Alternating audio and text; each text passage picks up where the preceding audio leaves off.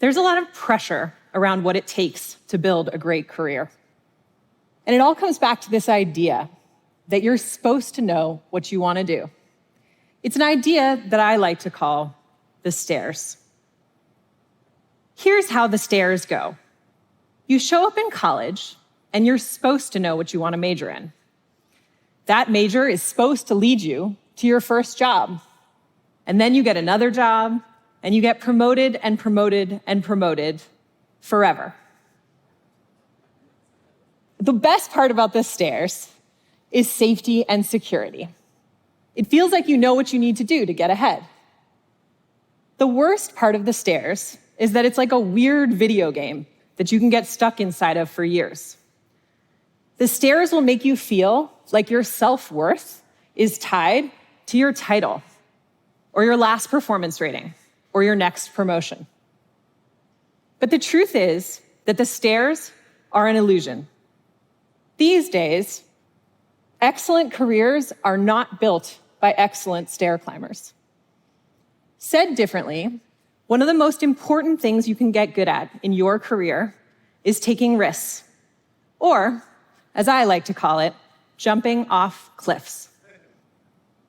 Let me explain what I mean with a story. When I was 25, I got offered a crazy job. I had spent a couple of years climbing the stairs in human resources at Facebook when the leader of another department came to me and asked me to help him start a new project, doing something that I knew nothing about. It was a long-term project, it was risky, and a lot of people told me it would probably fail. I was intrigued, but I was also scared. So I talked to a bunch of different people, and I have to admit, a lot of them told me not to take it. But there was this little voice inside me that just kept saying, I wonder if I can be capable in this completely new environment. So I took a risk, and I took the job. Now, I'd like to say that what happened next was that it was obviously a great decision, and I was immediately successful. But actually, the first 9 months on this project felt a lot more like falling off of a very steep cliff. I had gone from feeling competent and capable in HR to feeling like an absolute idiot all the time. I was sitting in rooms with brilliant people asking very dumb questions. 6 months into this job, I got the lowest performance rating of my entire life. I had so many moments when all I wanted to do was run back to the safety and security of the stairs. But about 9 months in, something interesting happened. I had to lead a meeting. It sounds simple, but it was a big meeting. It was a complicated debate about a nuanced part of this project. I was successful, and I so vividly remember walking out of that meeting feeling like myself again. I had gone from feeling like a beginner in this new environment to feeling confident and capable. I spent another 3 years on this project learning and growing, and on the other side of it, I was a completely different person. I was offered jobs that no one would have offered me if I had stayed in HR. That's the thing about jumping off cliffs. It doesn't just take you a couple flights up on the stairs. It's like a weird elevator that takes you to a whole new place. Cliff jumps teach you who you are and what you are capable of in ways that the stairs can never. To get good at jumping off cliffs, you have to get good at 3 things. The first is actually jumping off the cliff. After many years of coaching people through career decisions, I know that sometimes it is just not the right time to take a risk. But I can also tell you that most people do not stay stuck on the stairs out of necessity. They stay there out of fear.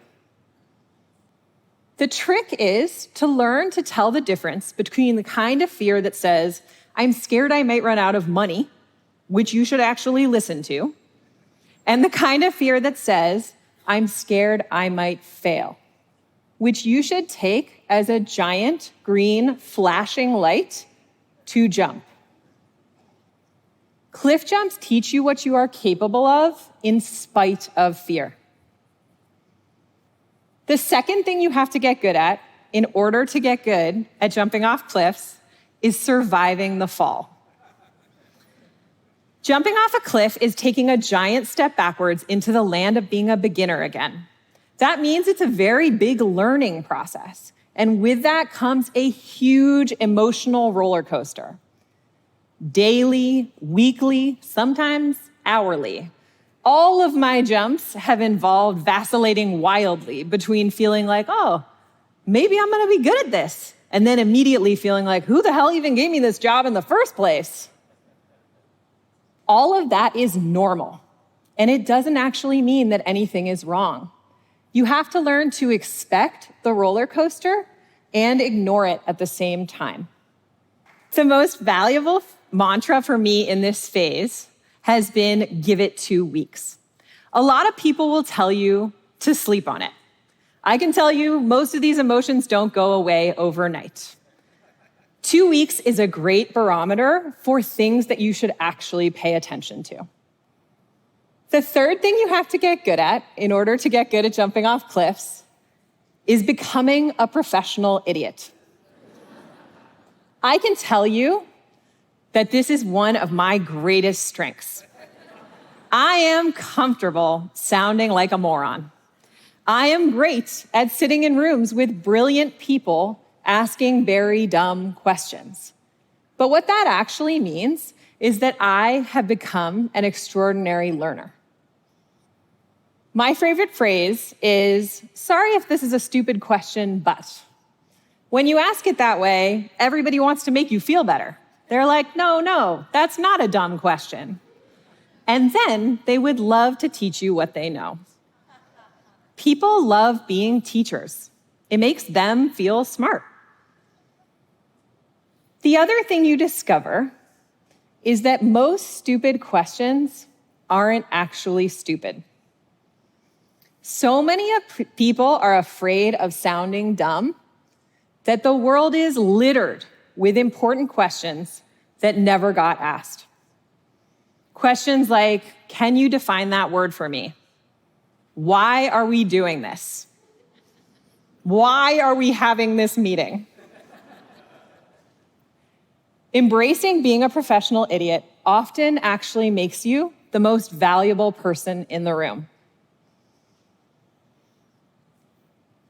There's a last thing, part of the illusion of the stairs, that becomes really obvious the more cliffs that you jump off of. And that is the idea that there is one set of stairs, one definition of success. I have a lot of friends that have climbed up the stairs to some version of the top. A fancy title, a lot of money, fame, and then they've realized that they're miserable. One friend described becoming CEO of her company and immediately thinking, is this all there is? You know what she did next? She jumped off a professional cliff. She went from being the CEO of a marketing agency to helping people who were dying in hospice. Success is not the same for everyone. I know that what I'm talking about isn't easy. It takes bravery to trade the known for the unknown. It takes courage to do something that might seem like a step sideways or backwards to someone else. But you will never really know who you are or what you are capable of until you learn how to try. Thank you.